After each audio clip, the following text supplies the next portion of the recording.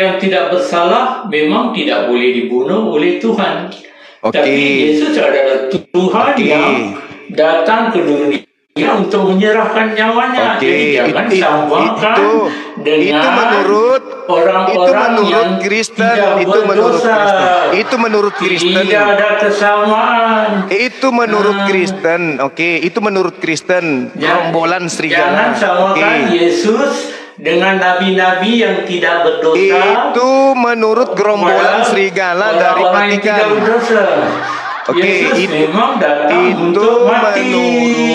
Itu menurut serigala. Itu menurut serigala. Sekarang menurut Tuhannya Yesus. Boleh tidak hambanya yang suci ini dibunuh? Menurut Tuhannya Yesus, boleh tidak? Menurut Yesus Kristus. Saya tidak tanya menurut Kristus, wahai manusia gepeng, tak berakal, penyembah Yudas. Yang saya tanya, boleh tidak menurut Tuhannya Yesus, boleh tidak hambanya Yesus dibunuh? Yesus adalah Elohim. Saya tidak tanya Yesus. Saya tidak tanya Yesus siapa. Yang saya tanya, boleh tidak menurut Tuhannya Yesus, boleh tidak hambanya bernama Yesus itu dibunuh? Boleh tidak? Ya, pertanyaan tadi, bolehkah orang suci dibunuh oleh Elohim? Tapi Yesus sendiri itu adalah Elohim. Nantilah itu. Yohanes 1:1. Itu nanti. Dia menjadi manusia untuk menyerahkan nyawanya. Jadi tidak ada kesamaan. Nantilah itu. Itu ajaran serigala. Nantilah itu. Kita ini berbicara mengenai Yesus dan Tuhannya. Berarti berbicara mengenai ajaran Yesus dan ajaran Bani Israel. Bukan ajaran Bani Serigala, bukan. Yang saya tanya, boleh tidak menurut Tuhannya Yesus orang-orang ini membunuh hambanya yang suci yang bernama Yesus ini? Boleh tidak? Boleh. Mana dalilnya? Petrus dibunuh. Mana dalilnya? Semua murid Yesus. Mana dalilnya? Kenapa jadinya Yesus dibunuh?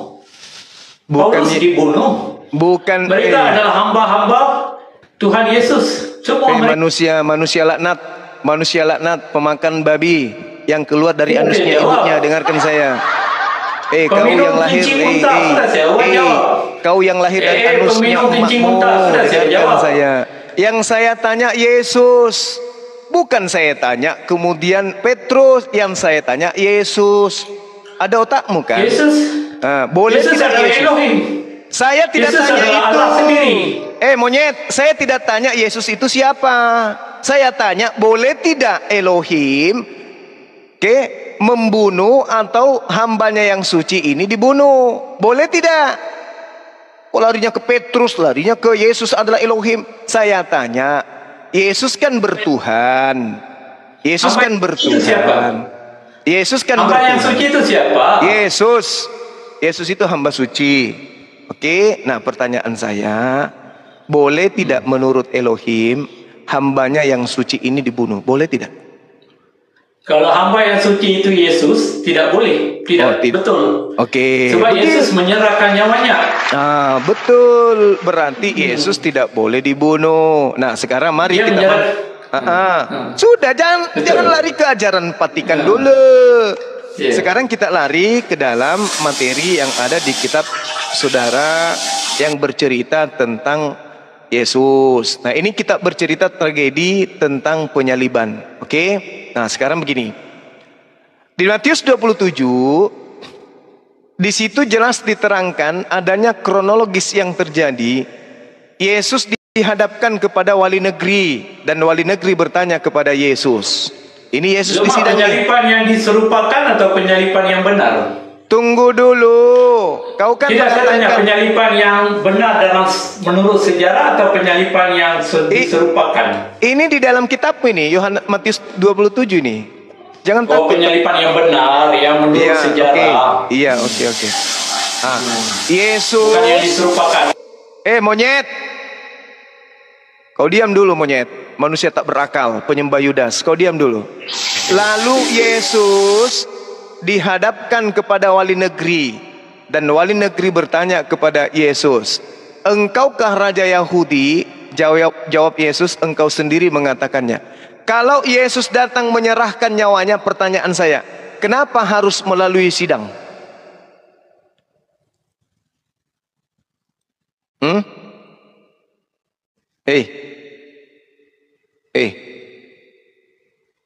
Monyet, giliran kau ditanya, monyet, kau diam.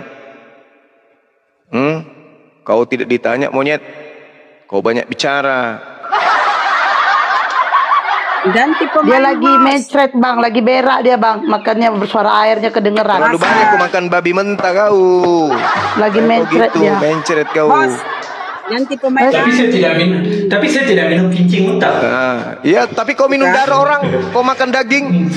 Kau tidak makan daging onta, kencing onta. Tapi Yesus melarang makan daging babi. Kenapa kau makan? Enggak minum kencing onta, tapi minum kencing babi sama darahnya. Sekarang begini, Bung. Kalau Anda mengatakan fitnah terhadap Yesus, dia datang menyerahkan nyawanya. Sekarang kenapa harus melalui proses sidang segala? Kenapa harus ada mahkamah wali segala? Kenapa harus disidang? Pasangan baju kenapa yang pasangan baju? Dia mikidol pasangan baju sidang Pepe. Ini mau dulu. Boleh saya jawab? Ya, silakan. Kenapa Yesus butuh persidangan kalau dia datang untuk menyerahkan nyawanya? Boleh saya jawab? Jangan potong-potong, Ya, silakan monyet. Janji jangan potong-potong. Iya monyet, silakan. Dalam persidangan pertama, Yesus dibawa ke mahkamah agama. Iya, itu pertanyaan saya, kenapa dia harus dibawa ke mahkamah? Saya tanya kenapa harus ada mahkamah agama kalau dia datang untuk menyerahkan nyawanya? Silakan.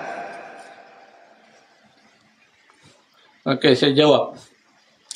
Hukuman mati pada zaman Yesus. Hukuman mati pada zaman Yesus hanya boleh dilakukan oleh pemerintah Roma. Sebab orang-orang Yahudi ingin Yesus dibunuh. Dalam Yohanes 10 ayat 33. Saya jawab, sabar. Saya tanya, sabar. Belum lagi 30 usah kau bawa itu. Kau sekarang ini lagi berdiskusi dengan pakar Bible. Tidak usah kau bawa itu. Saya tanya, monyet, saya tanya samamu. Monyet, aku tanya samamu, monyet, penyembah Yudas. Kalau fitnahanmu itu betul, fitnahanmu itu betul, bahwa Yesus datang menyerahkan nyawanya, kenapa kemudian harus melalui proses mahkamah agama? Kenapa harus ada sidang? Kenapa harus ada wali kota? Kenapa Yesus ini datang menyerahkan nyawanya atau diserahkan? Itu yang saya mau jawab. Sabar, jangan potong. Dengarkan, monyet, dengarkan. Kalau kau membawa persidangan, mahkamah agama, kau bawa Pilatus, berarti dia diserahkan, bukan menyerahkan. Inilah keturunan keldai liar nih. Ya, kamu yang keturunan babi, kau yang keturunan babi kau. Alkitab mengatakan keturunan keldai liar. Enggak ada itu yang keturunan keledai liar, itu keturunan Yehuda. Kau baca dalilnya. Baca Kejadian 16. Baca Kejadian 49. Siapa yang disebut keledai di sana? Jadi, boleh saya jawab? Begini monyet, monyet, keturunan ayam. Keturunan setan, dengarkan saya. Kenapa? Saya jawab? Dengarkan dulu pertanyaannya. Dengarkan saya monyet, supaya kau itu paham. Pertanyaan saya, monyet, manusia penyembah Yesus, Yudas, dengarkan. Dengarkan ya. Dengarkan. Dengarkan penyembah monyet, penyembah Yudas, dengarkan. Aduh, tolonglah. Dengarkan saya. Dengarkan, penyembah Yudas, dengarkan. Kalau Yesus datang menyerahkan nyawanya, kenapa dia melalui persidangan? Harusnya kalau melalui persidangan berarti dia diserahkan. Diserahkan oleh siapa? Diserahkan oleh orang-orang Yahudi. Diserahkan oleh iblis. Itu yang saya jawab. Kalau dia menyerahkan nyawanya, itu dia langsung aja mengatakan, silahkan kau bunuh aku.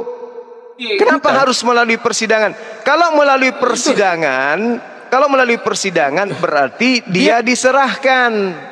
Biar saya jawab. Nah, silakan. Boleh potong? Jangan potong-potong. Saya potong kalau monyet belagu.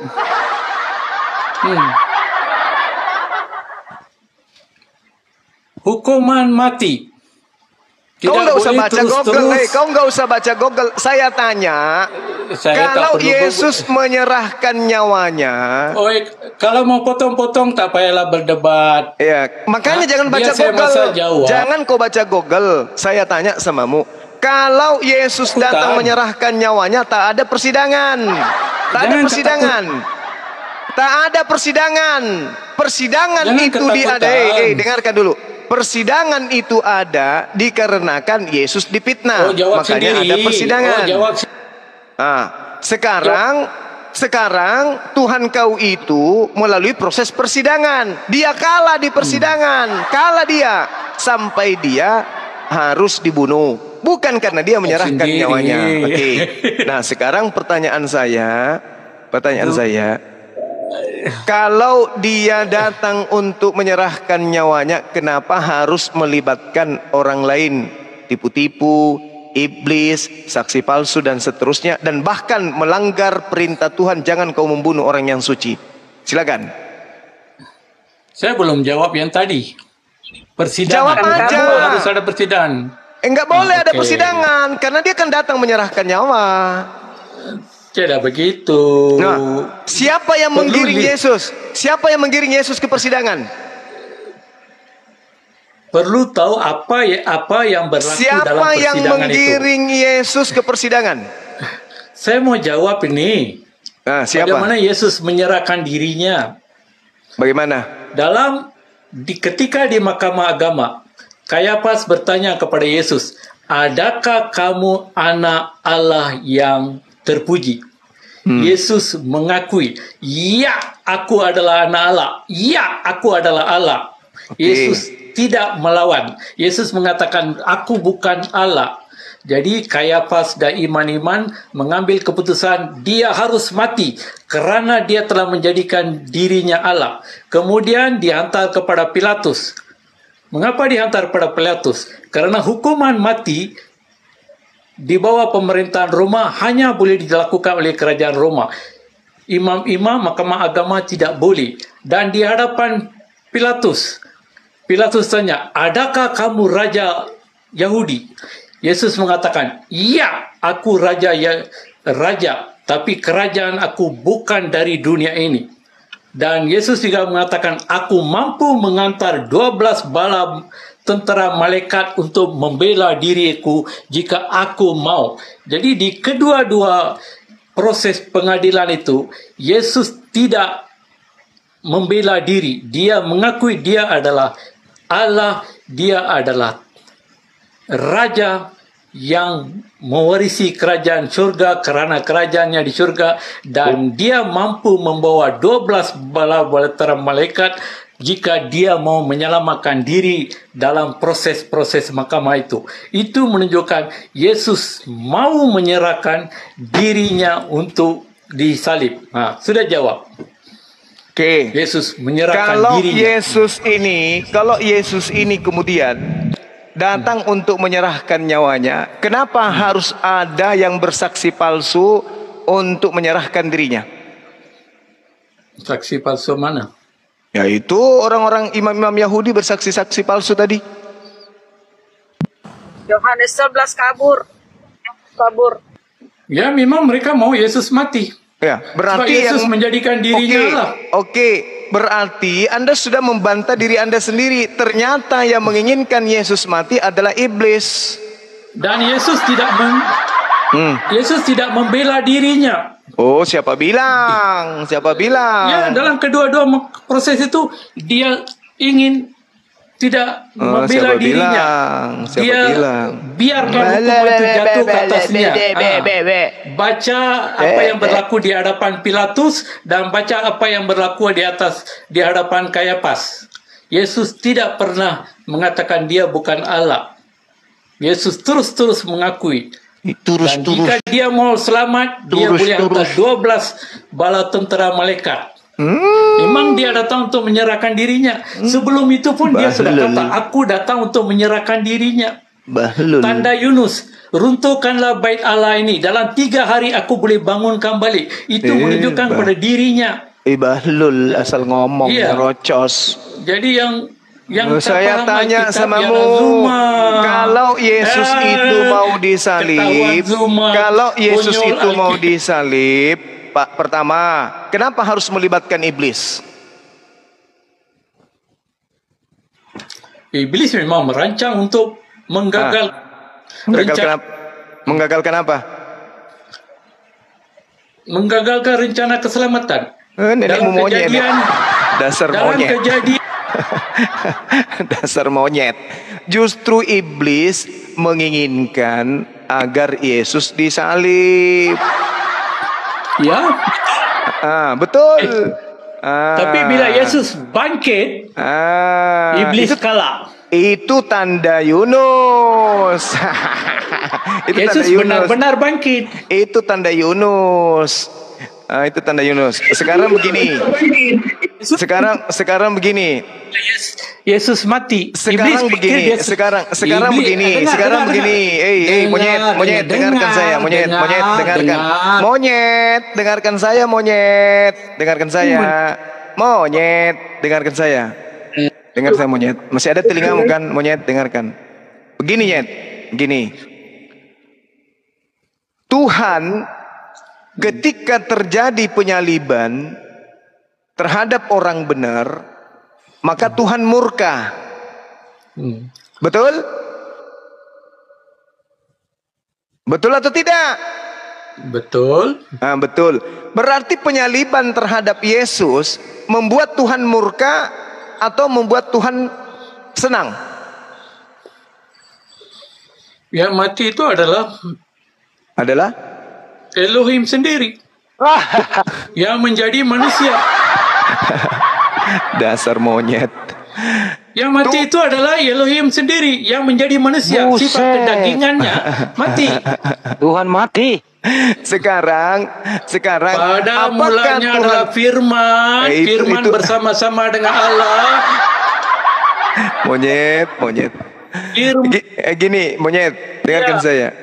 Monyet gepeng, manusia gepeng, tak punya otak. Manusia tak punya otak. Dengarkan saya, manusia tak punya otak. Kamu jangan bawa surat-surat Kristen ke dalam tragedi penyaliban. Itu adalah tragedi yang terjadi sebelum surat-surat kepompong ditulis. Oke. Jadi mau bawa penyaliban yang diserupakan, yang perang tuh. Bawa penyaliban berdasarkan perjanjian lama.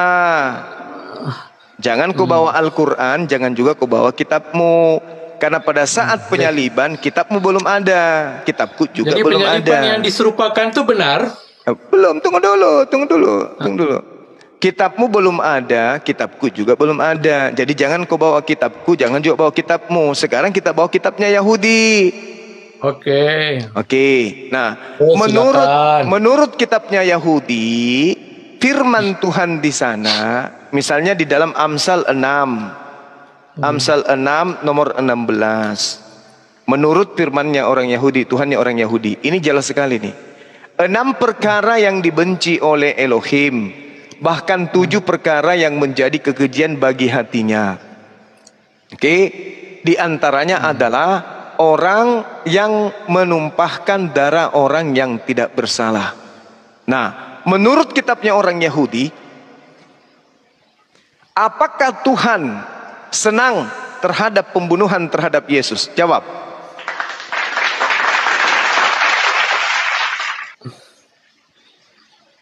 Tuhan sendiri datang menyerahkan nyawa. Jangan kau bawa kitab orang Vatikan, jangan dulu. Itu rencana dia sendiri. Monyet, itu kitabmu dikarang belakangan. Ini kita berbicara perjanjian lama dulu. Karena Yesus hidup di perjanjian lama, bukan hidup di surat-surat kapompong. Oke? 23. Monyet, jangan kau bawa-bawa kitabmu. Kitabmu itu kitab orang serigala, jangan kau bawa itu, monyet. Nanti kuludai mukamu nanti. Amsal 6 nomor 16 sampai nomor 18. Kita Yahudi adalah kita Kristen. Monyet, dengarkan. Tidak, ya. Penyaliban itu terjadi, nyet, pada saat bukumu belum dikarang. Paham? Bukumu belum ada, nyet, di situ belum. Buku monyet belum ada. Yang ada adalah kitabnya Yahudi. Oke? Iya. Oke. Nah, gitu dong.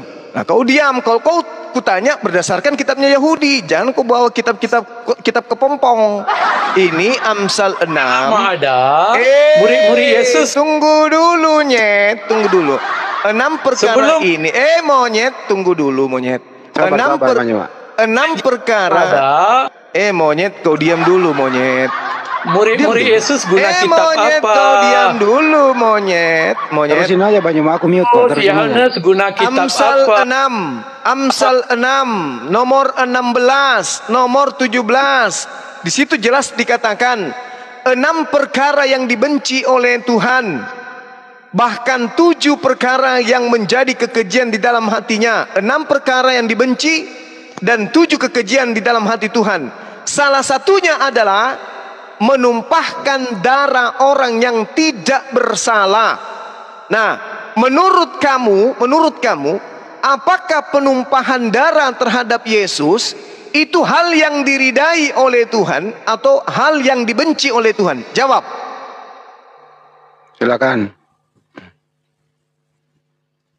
Silakan tuh, pertanyaannya sederhana. Ya, saya jawab sederhana saja. Yesus menumpahkan darahnya atas kerelaan sendiri dan Yesus bukan itu pertanyaannya. Kan itu kamu bawa, itu ajaran Kristenmu itu yang kamu bawa. Saya jadi bilang jangan kamu bawa kitabmu dulu. Jangan kau bawa kitabmu. Saya juga tidak bawa kitabku. Kita bawa kitabnya Yahudi dulu terkait dengan tragedi tersebut. Karena kejadian itu terjadi di tengah-tengah Bani Israel, bukan terjadi di tengah-tengah Vatikan. Tunggu dulu lah, sabar dulu. Sabar, diskusilah pakai otak. Makanya kau kupanggil monyet karena monyet tidak berotak. Itu sebenarnya terapi supaya kau, kenapa orang ini panggil aku monyet ya? Monyet itu kan tidak berotak. Oh, ternyata saya tidak berotak. Tolonglah berotak dulu ya, berotak dulu, berakal dulu. Please. Berakal dulu lah, berakal dulu. Jangan kau pamer kekristenanmu di sini. Oke? Berakal dulu ya. Nah, sekarang saya mulai lagi. Amsal 6 nomor 16 nomor 17. 6 perkara yang dibenci Elohim Tuhan, bahkan 7 perkara yang menjadi kekejian dalam hatinya. Salah satunya adalah menumpahkan darah orang yang tidak bersalah. Pertanyaan saya, menurut Elohim, pembunuhan terhadap Yesus yang tidak bersalah itu adalah kekejian, hal yang dibenci oleh Elohim atau hal yang disukai oleh Elohim? Jawab. Yesus itu adalah Elohim sendiri. Saya tidak tanya itu, bos. Makanya soalnya salah. Soalnya tak betul. Sebab Yesus sendiri adalah Elohim dalam keilahiannya. Jadi Elohim bunuh diri. Itu kata siapa? Itu kata siapa? Yesus mengakui dia adalah Allah. Di mana tertulis? Yohanes 20 ayat. Saya kan sudah bilang jangan kau bawa dulu kitab Kristen. Tidak boleh cakap begitu. Saya Kristen, saya bawa kitab Kristen. Tidak bisa. Sekarang saya tanya samamu. Antara jarak tragedi penyaliban dengan kitabmu itu berapa tahun jaraknya? 20 hingga 50 tahun. Oke, berarti jangan kau bawa dulu, karena tragedi ini terjadi pada zaman perjanjian baru. Kitab perjanjian barunya orang Yahudi. Tidak boleh begitu. Loh, kenapa kamu ini tidak boleh bawa kitab sendiri? Dengarkan itu perkataan dari Yesus sendiri. Dengarkan dulu saya. Kemudian dengarkan saya menghargai itu iman Kristen. Itu perkataan dari Yesus. Itu iman Kristen sebelum penyaliban, tetapi saya hargai itu imanmu sebagai Kristen. Kau mau cocok-cocokkan dengan tragedi itu silakan. Silakan aja. Tapi itu perkataan Yesus sendiri. Iya, silakan. Itu kau kantongin dulu perkataan Yesus. Saya nggak tanya perkataan Yesus kan. Yang saya tanya menurut Elohim kan. Kamu punya otak kan? Ya. Yang saya tanya menurut Yesus atau menurut Elohim? Kan menurut Elohim, menurut Amsal, bukan menurut Yohanes. Tolonglah sedikit pakai akal. Diskusi dengan saya itu pakai akal. Dari tadi Anda keteteran terus. Oke, ini menurut Amsal, bukan menurut surat-surat kepompong. Amsal mengatakan 6 perkara yang dibenci Tuhan dan 7 perkara yang menjadi kekejian di dalam hatinya. Salah satunya adalah menumpahkan darah orang yang tidak bersalah. Pertanyaan saya, menurut Elohim, Amsal 6, apakah pembunuhan kepada Yesus ini itu adalah hal yang dibenci oleh Elohim atau sesuatu yang disukai oleh Elohim? Jawab. Soalannya tidak relevan. Saya merujuk ke Amsal, bukan merujuk ke Yohanes. Dalam perjanjian lama, Yesus adalah Elohim. Banyak ayat-ayatnya. Dalam perjanjian lama sendiri, Yesus adalah Elohim. Saudara, saya tidak tanya. Saudara, saya tidak tanya siapa Yesus. Elohim dengan Yesus. Saya tidak tanya siapa Yesus. Saya tidak tanya siapa Yesus. Soalan kamu memisahkan Elohim. Tak relevan. Tidak boleh. Bilangan 23 nomor 19. Elohim bukan manusia, bukan anak manusia. Yesus salah lagi kan? Salah pemahaman kan? Tidak tahu konteks kan? Oke. Itulah mangsa comot ayat. Oke. Maksud ayat di sana, Elohim bukan manusia, Elohim bukan penipu seperti manusia, Elohim bukan penyesat seperti manusia. Baik. Baca konteksnya. Baik. Mari kita baca. Mari kita baca. Konteksnya. Jangan balik-balik ulang ayat tanpa paham konteks. Menunjukkan kebodohan. Jadi manusia itu bukan penipu katanya kan? Tuhan bukan manusia dan bukan anak manusia. Baca Yohanes 3 nomor 13. Tidak ada seorang pun yang telah naik ke surga selain daripada Dia yang telah turun dari surga, yaitu anak manusia. Siapa ini? Yesus adalah anak manusia. Tidak ada seorang pun yang telah naik ke surga selain daripada Yesus yang telah turun dari surga. Ini pembohong atau bukan? Tidak bohong. Alkitab tidak bohong. Elia duluan mana Yesus naik ke surga? Elia duluan mana? Yesus berasal dari surga. Saya tidak tanya berasalnya. Yang saya tanya, duluan mana Yesus atau Elia ke surga? Yang menciptakan Elia adalah Sang Firman. Jangan ke situ, Bung. Ini kan Anda mengatakan Tuhan itu bukan pembohong. Nah, ini Yesus pembohong ini, Yesus. Yesus bohong. Lukas 24. Lukas 24. Yesus juga tadi mengatakan bahwa ada tertulis tentang Mesias mati dan bangkit pada hari ketiga di Taurat. Ternyata tidak ada. Bohong lagi dia. Ada tanda Yunus dalam itu kitab tanda Nabi. Itu Taurat. Bukan Taurat ada itu. Dalam kitab Yahudi kan? Itu bukan ada Taurat. Dalam kitab Yahudi kan? Itu bukan Taurat. Ada dalam kitab Yahudi kan? Itu bukan Taurat. Itu bukan Taurat. Itu bukan Taurat. Yang Yesus maksud adalah Taurat. Dia pembohong, penipu. Jadi Yesus gugur. Nah, Yeremia 43 nomor 11, nomor 10. Yesus tidak Taurat. Engkaulah, dengar. Engkaulah saksi-saksiku.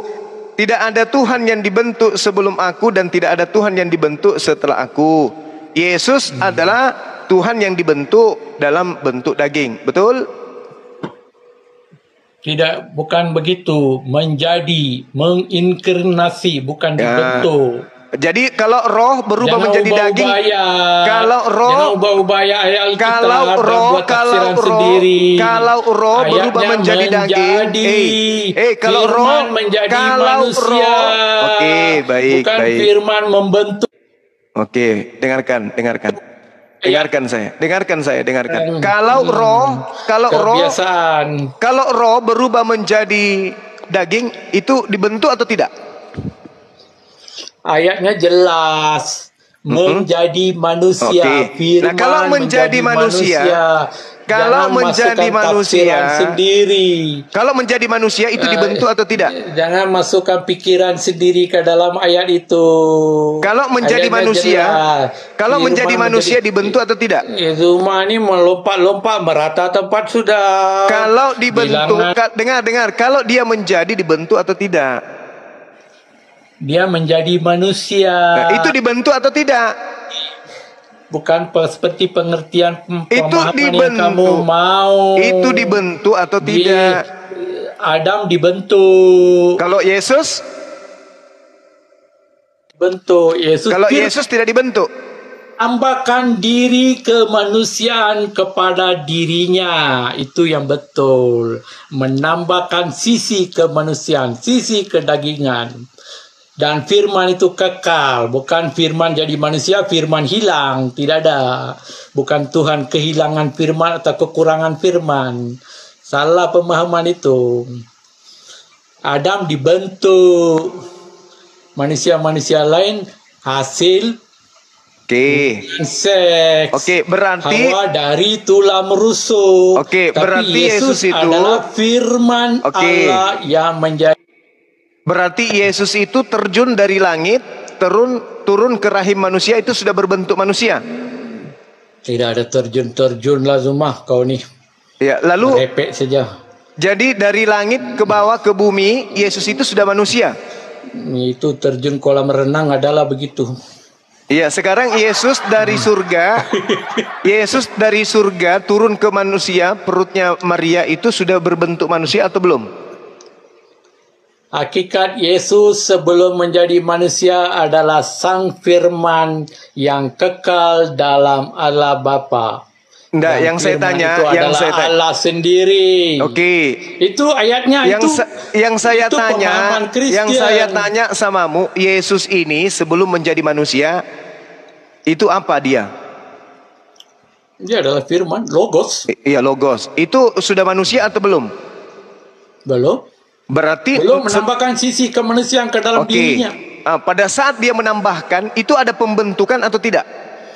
Tidak begitu ceritalah. Saya tanya. Mana ada? Pada saat Firman menambahkan dirinya, sisi kemanusiaan membentuk atau tidak? Itu dia ayatnya menjadi manusia. Iya, pada saat menjadi manusia, dia membentuk menjadi manusia atau memang dari sananya manusia? Kalau kamu mau pikir begitu, terpulang kepada kamu lah. Kami tidak pikir Enggak, begitu. Saya minta kejujuranmu. Kami tidak pikir begitu. Saya minta kejujuranmu. Saya tahu di mana kamu mau pergi. Saya minta kejujuranmu. Yesus ini menambahkan dirinya menjadi manusia, itu membentuk atau tidak? Menjadi. Menjadi ini membentuk atau tidak? Membentuk. Inkarnasi ini membentuk atau tidak? Bukan bentuk seperti Adam dibentukkan. Saya tanya, tadi kan bukan manusia. Untuk menjadi manusia, dia dibentuk menjadi manusia atau dibentuk menjadi ayam? Jawab. Bukan. Bukan dibentukkan. Kenapa bentukannya seperti manusia kalau begitu? Kalau nggak dibentuk? Ini merepek-repek sudah. Mulai keok. Tidak ada ilmu sudah ini. Mulai keok. Ilmu ini mau mulai keok. Kenapa Yesus bentukannya seperti manusia kalau tidak dibentuk seperti manusia? Kenapa? Tuhan Maha Kuasa. Dia mulai. Kepada Musa Yesaya 43. Yesaya 43. Akulah Tuhan dan tidak ada juru selamat daripada aku. Oke? Nah, di dalam 44 di data selanjutnya dia katakan, kamulah saksi-saksiku, kata Tuhan. 44 nomor 43 nomor 10. Apa yang dikatakan? Engkaulah saksi-saksiku, tidak ada Tuhan yang dibentuk sebelum aku dan tidak ada Tuhan yang dibentuk setelahku. Nah, ketika Tuhan mengatakan hal ini, di sini dia bentukannya manusia atau bukan? Manusia? Hah? Manusia. Jadi Tuhan datang sudah manusia di sini. Menjadi manusia. Tidak, saya tanya samamu, pada saat Tuhan belum menjadi Yesus, belum bentuk manusia, Tuhan itu bentuknya seperti apa? Roh. Roh. Berarti bukan manusia kan? Bukan. Tuhan tidak berbentuk. Tuhan tidak berbentuk, tidak berwujud, tidak berlokasi. Yesus adalah Sang Firman. Nah, sekarang Yesus mengatakan begitu. Aku sudah ada sebelum dunia diciptakan, sebelum Abraham ada, aku ada. Sebelum aku Abraham ada. Awal dan sebelum Yesus ini kemudian ada pada abad pertama, dia ada sebelum Abraham. Bentukan Yesus di situ roh atau daging? Allah itu roh. Yesusnya yang saya maksud. Firman itu adalah Allah. Yang Allah itu saya adalah maksud roh. Yesus. Yesusnya ini bentuk manusia atau bukan? Yesus adalah Allah, Sang Firman. Sebelum dia dilahirkan oleh ibunya Maria, Yesus ini bentukannya apa? Roh. Roh. Sama enggak roh dengan tubuh Yesus? Roh Allah tidak boleh disamakan dengan. Saya tanya, Anda mengatakan Yesus itu tidak dibentuk. Nah kalau tidak dibentuk, berarti dari sananya bentukan Yesus memang sudah kayak begitu. Pertanyaan saya, apakah Tuhan kamu sebelum dilahirkan ibunya, apakah Tuhan kamu itu sudah bentuknya manusia? Tidak. Tidak. Berarti bentukan Yesus itu bentukan baru. Dia menjadi, bukan bentuk. Jangan bawa perkataan bentuk.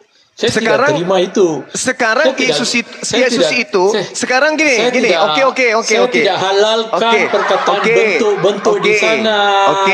Sekarang saya tanya samamu.